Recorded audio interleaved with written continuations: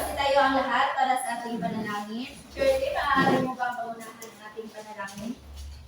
Father, the Son, the Holy Spirit, Amen. Angel of God, Angel of God, my guardian dear, to whom my love commits me here. Ever this day be at my side to light and guard, to rule and guide. Amen. In the name of the Father, of the Son, and of the Holy Spirit. Amen. Bago kayo umupo ay pakinggan ko na ng maayos ang inyong mga upuan at pagpulot ng mga basura na nasa sahig. Okay, maaari na kayo umupo. Magandang umaga mga bata! Magandang umaga po, Guro. Kamusta kayo sa araw na ito? Mabuti naman po. Mabuti naman kung ganun. May binigay ba akong assignment sa inyo noong nakaraan? Wala po, Guro. Mabuti naman. Sino ang lumiban sa klase natin ngayon? Wala po, Guro. Okay, dahil wala ay magpapatuloy tayo. Ngunit bago tayo dumako sa ating diskusyon, ay maaari niyo bang basahin ang ating alitutunin dito sa loob ng ating silid-aralan? Alitutunin. Aktibo sa pagkikilahok sa klase. Respeto sa guro at sa kapwang mag-aaral. Angkong na pag-uugali sa loob ng silid-aralan.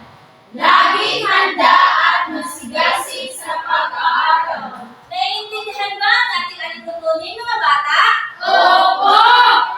At ngayon naman, ay mayroon ako ditong chart ng pag-uugali. Sa nakikita ninyo ay may 4 na cartoon character. Ibig sabihin, ay hahatiin ko kayo mamaya sa 4 na pangkat. At mayroon din ako dito, talaan ng puntos.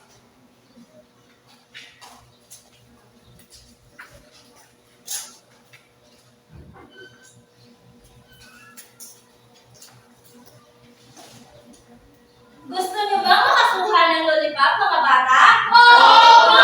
Mabuti naman kung ganun. At para makakuha kayo ng mga lollipop, ay kinakailangan nyo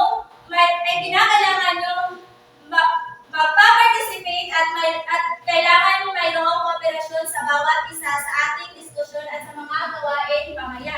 Maliwanag ba, mga bata? Opo! At sa puntong ito ay magkakaroon tayo ng laro. Gusto niyo ba ng laro? Opo!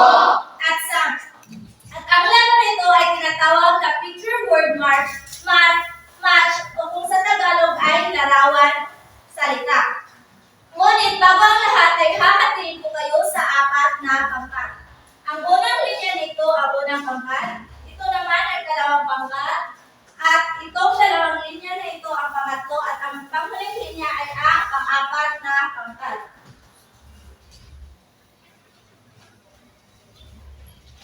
Sa nakikita ninyo ay mayroon akong hawak na mga envelope. At sa envelope na ito ay naglalaman ng mga larawan. Ang gagawin nyo lang ay bubuuin ninyo ang mga larawan na nasa loob nito at pagkatapos ay hahanapin ninyo ang angkong o tugma na salita na naaayon sa larawan na inyong nabuo. At mayroon rin ako dito Manila de papel. At pagtapos na ninyong nabuo ang mga larawan at pag na bigyan niyo na ito ng mga salita o mga pangalan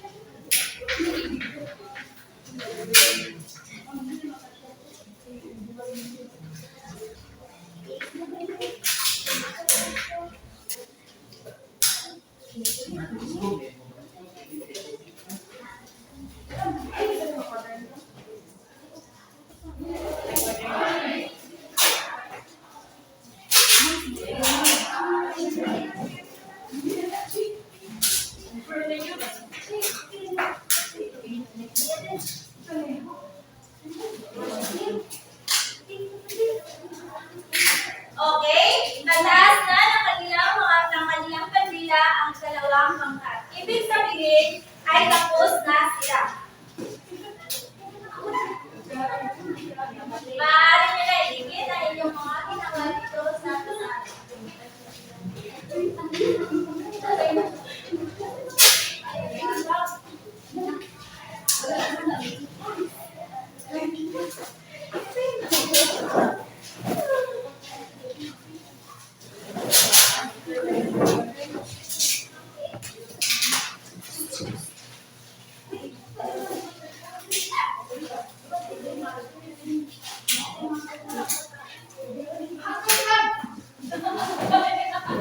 Tataas na rin ang pang-apat na pangkat.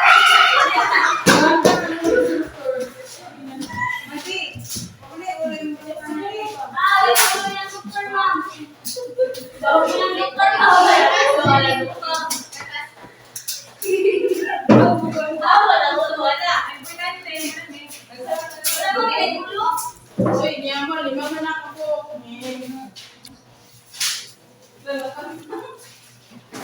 Wala ka din. Hoy, wala ka ulong.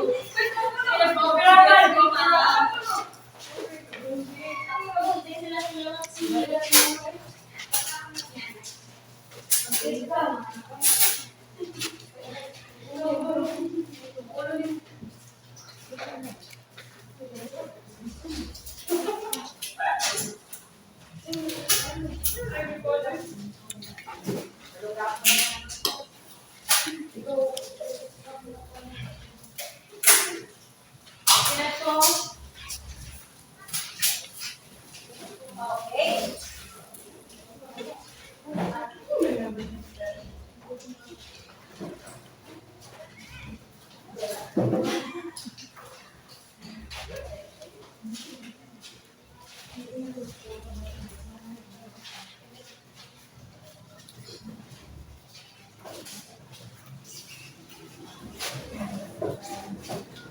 Magsiupo na ang lahat. At dahil na ikalawang pangkat ang unang natapos sa gawain o sa ating laro ay makakatanggap sila ng dalawang lollipop.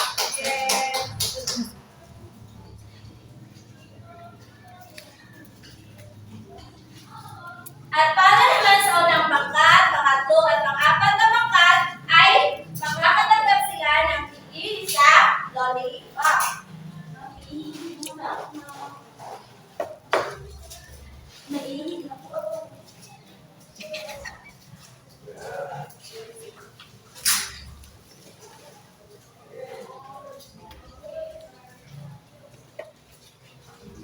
Okay. Bigyan nyo ng masigabong palakpak ang inyong mga sarili.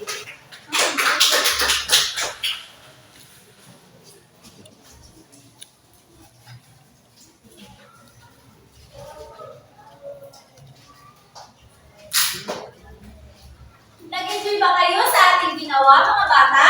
Mabuti naman kung gano'n. At ngayon, batay sa larawan na inyong nabuo, ano ang inyong mga napapansin? Okay, Telegi? Nakita ko po sa larawan larawan ay pagkain, doktor, buntis, at saka elderly. Okay, maraming salamat. Batay sa larawan na inyong nabuo ay may makikita kayong pagkain, isang doktor, McDonald's at saka buntis. Saan nga ba natin ito madalas na makikita? Okay, Jeremy? Madalas makikita natin ang pagkain sa palengke at ang doktor nakikita natin sa ospital at ang McDo natin nakikita natin sa syudad at ang Okay, tama. Ang mga nasa larawan ay makikita natin ito sa ating mga paligid. So, ibig sabihin, ang pagkain ay matatagpuan lamang natin dito sa ating paligid, lalong-lalo na sa pamilihan. At ngayon mga bata, batay sa larawan na inyong nabuo, may ideya ba kayo kung ano ang tatalakayin natin sa araw na ito? Okay, Jerry? Sa palagay ko, ang tatalakayin natin sa mga ganito ay tungkol sa mga pangyayari ng mga tao. Okay, sa umaga ito ay tatalakayin natin ang tungkol sa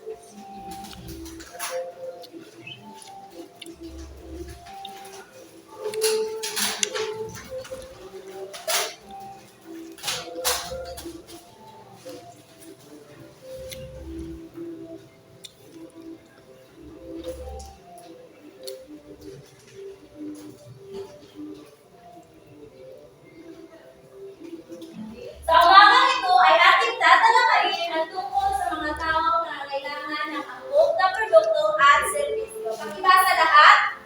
Ang mga taong nangangailangan ng buong na produkto at serbisyo. Ngunit, bago tayo tumungo sa ating diskusyon, ay aalamin muna natin ang mga layunin sa araw na ito.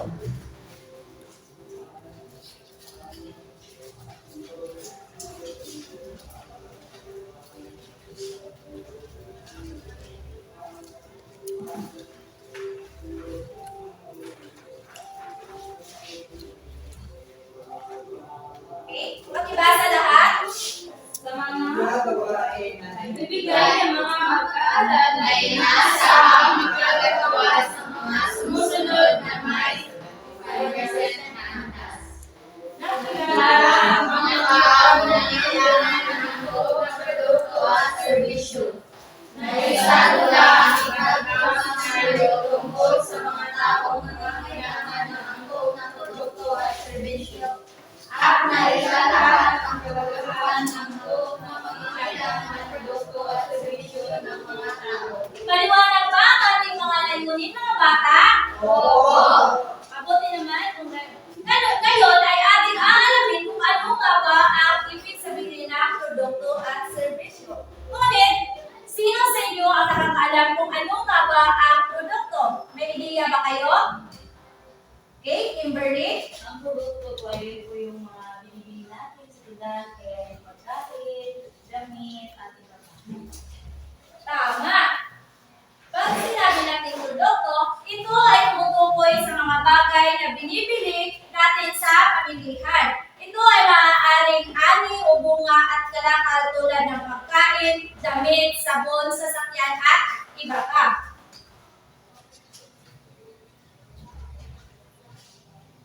Sa madaling salita, ang mga negosyante ang siyang gumagawa ng mga produkto upang ibenta ito sa mga palengke at upang matugunan ang ating mga pangangailangan sa araw-araw na pamumuhay. At alam niyo ba kung ano ang tawag sa mga taong bumibili sa palengke?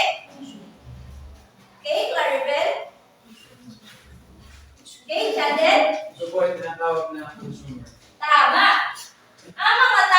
bumibili, sila ay kadalasang tinatawag na consumer o customer. At ngayon naman, narito ang mga halimbawa ng produkto. Makikita ninyo na may mga damit, pagkain at maging mga gamot. At ngayon naman ay dumako tayo sa serbisyo. May alam ba kayo kung ano ang ibig sabihin ng serbisyo? Okay, Ernie?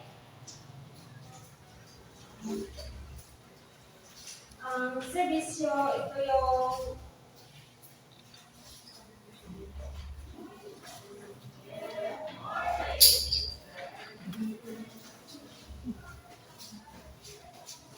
Okay, maaari na ako po. Okay, Janet, may idea ka? Ang serbisyo po ay dito ay naalok ng negosyante ang kanyang talento o skills sa mga mamimili o mga customer. Tama! Sa madaling salita, ang serbisyo ito ay isang uri ng paglilingkod o pagsisilbi gamit ang kaalaman at kausayan sa lipunan. Ito ay hindi natin nakakain at nakahawakan, ngunit ito ay ating nakikita at napagkakitaan ito ng pera. Okay? Maaari niyo bang basahin? Ang uri ng paglilingkod o pagsisilbi gamit ang mga kaalaman at kasalayan sa lipunan at tumutulong sa pangangailangan ng tao. Sino sa inyo ang makapagbibigay ng isang halimbawa ng serbisyo? Giselle? Isa sa halimbawa ng serbisyo ay ang pagiging turon kung saan ay nagbibigay siya at nagtuturo sa mga kabataan upang matutuparan at para natin sa kanilang magandang pinag-asa. Tama! Ang isang halimbawa ng serbisyo ay ang pagiging isang guro. At ang tungkulin ng isang guro, siya ang nagtuturo sa mga bata upang sila ay matuto. Ang ibang halimbawa ng serbisyo ay doktor, karpentero, at bombero. At ngayon naman ay ating aalamin kung ano nga ba ang mga angkop na pangangailangan ng tao gaya na lamang ang mga buntis, mga sanggol, mga matatanda o maging kayo mga mag-aaral. Ating aalamin kung ano nga ba ang mga angkop na pangangailangan produkto at serbisyo.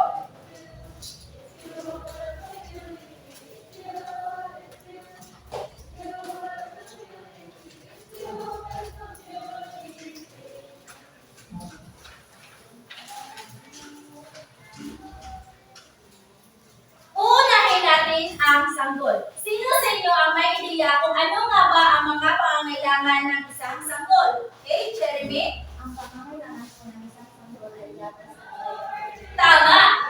Ang mga pangangailangan ng sanggol ay gatas, diaper, damit na angkop sa kanilang edad, una, isang doktor, at maging kanilang mga magulang. Alam niyo ba kung ano ang tawag sa mga doktor ng mga sanggol? Okay? Kimberly? Tama! Ang tawag sa doktor ng mga sanggol ay pediatrician. Sila yung mga nagbibigay ng bakuna, mga vitamina, at kung ano-ano pang mga kailangan ng sanggol tungkol sa kanilang kalusugan. At ngayon naman ay susunod natin ang pangangailangan ng buntis. Ang buntis ay nangangailangan din sila ng vitamina sa paa,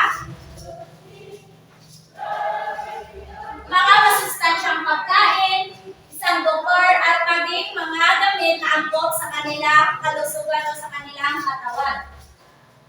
Alam ba ninyo kung ano ang tawag sa doktor ng mga buntis? Hindi. Okay, Janet? Ang tawag po sa doktor mga buntis ay bigay.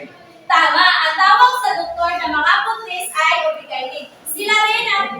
Sila rin ang nagbibigay ng bakuna. Gaya naman sa tol ay binabakunahan din ang mga buntis at binibigyan din sila ng vitamina. At ngayon naman ay ang mga matatanda at may sakit. Ating aalamin kung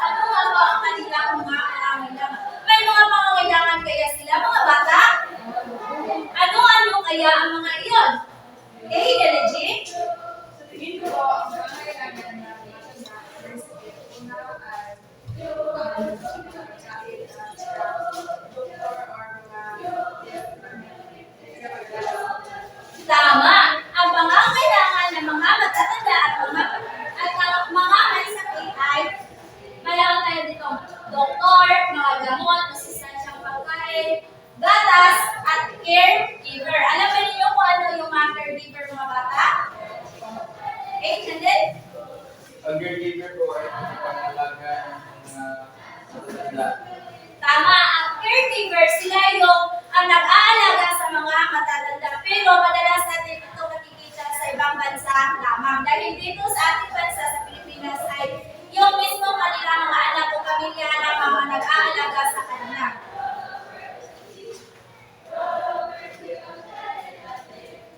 At ngayon naman, kayo, bilang mga mag-aaral, may mga pangangailangan din ba kayo?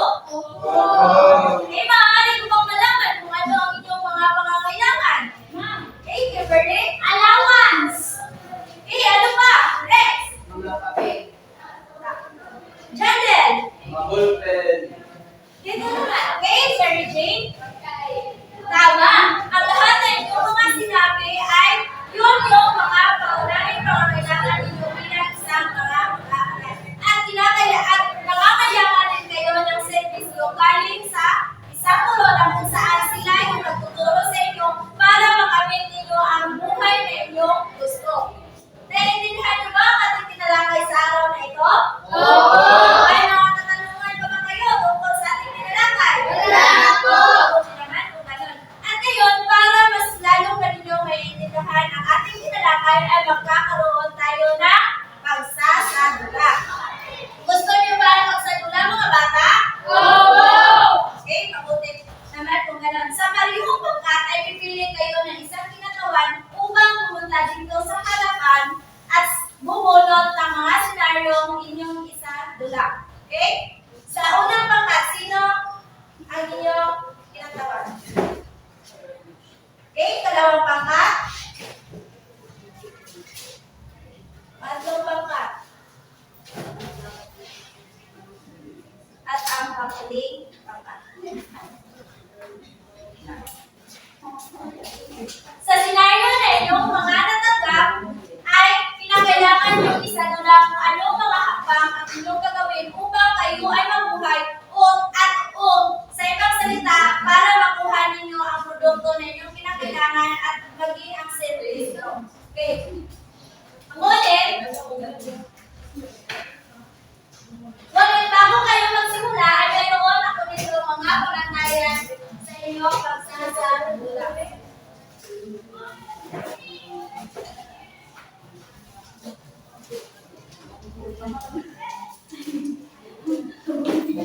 Okay, pakibasa lahat. Pamanayan. Ilalaman ang puntos.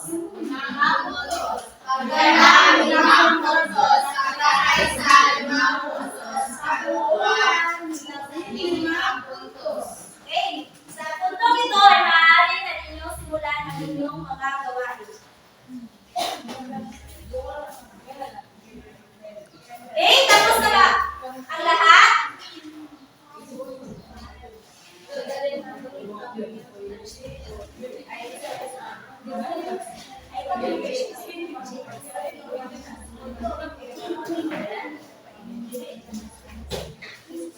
Okay, maraming salamat mga bata. Talagang kahanga-hanga ang mga pinakita ninyo sa inyong pagsasadula. At sa puntong ito, ay bibigyan ko kayo ng tigdi-dalawang lollipop dahil lahat kayo ay na mayroong kooperasyon at partisipasyon sa bawat pangkat.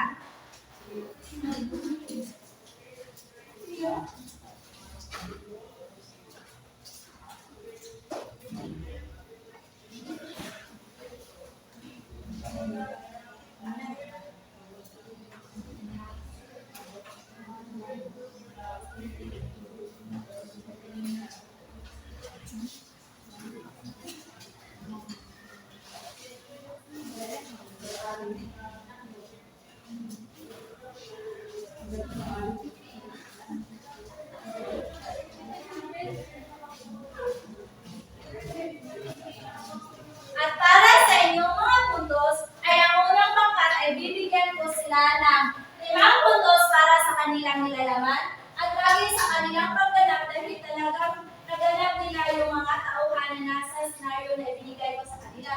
At kanilang pagkakaisa ay meron din silang operasyon at partisipasyon sa bawat isa ay bibigyan ko rin sila ng 5 puntos na at ang lahat ng kanilang puntos na nalito ay mayroon silang 15 puntos. At sa ikalawang pangkat naman ay gayon pa rin, bibigyan ko sila ng 15 puntos dahil ang kanilang nilalaman ay talagang pinapakita nila yung senaryo o yung content ng kanilang senaryo. At sa kanilang pagganap, ganoon rin dahil pinakita nila ang kaugalian o yung mga tauhan kung ano ang kanilang gagawin at sa kanilang pagkakaisa. At gayon din sa pangatlo at pang-apat na pangkat. At ngayon naman ay ilalagay ko na ang inyong mga puntos.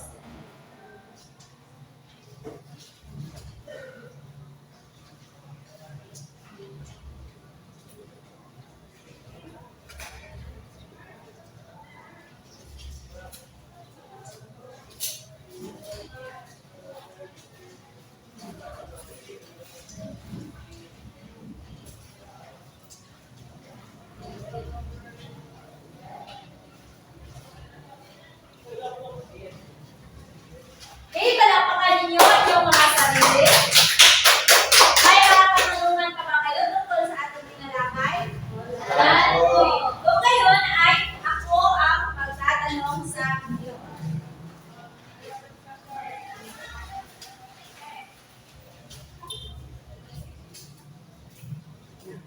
Sino sa inyo ano-ano maulit yung mga pangangailangan ng isang sanggol?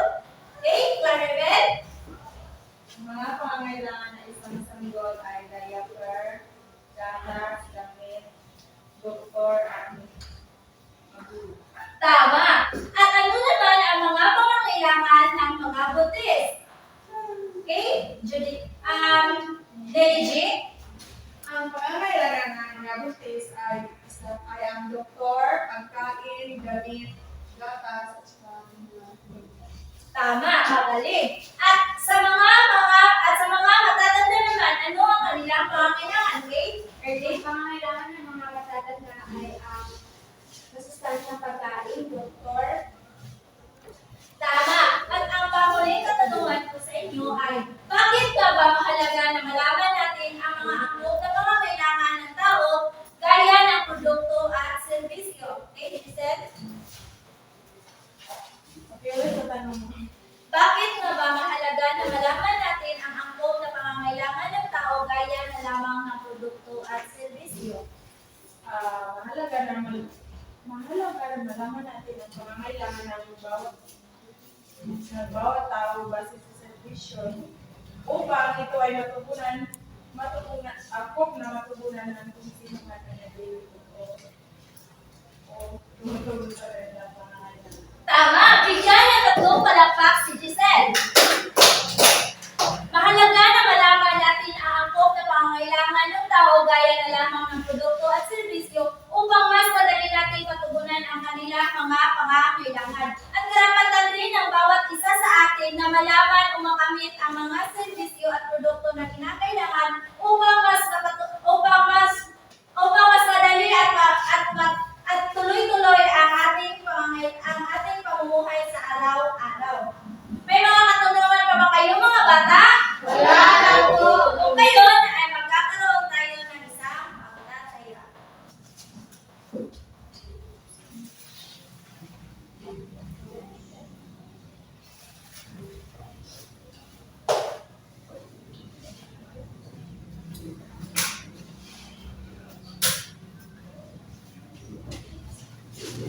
Okay, pagkikasa sa likuran.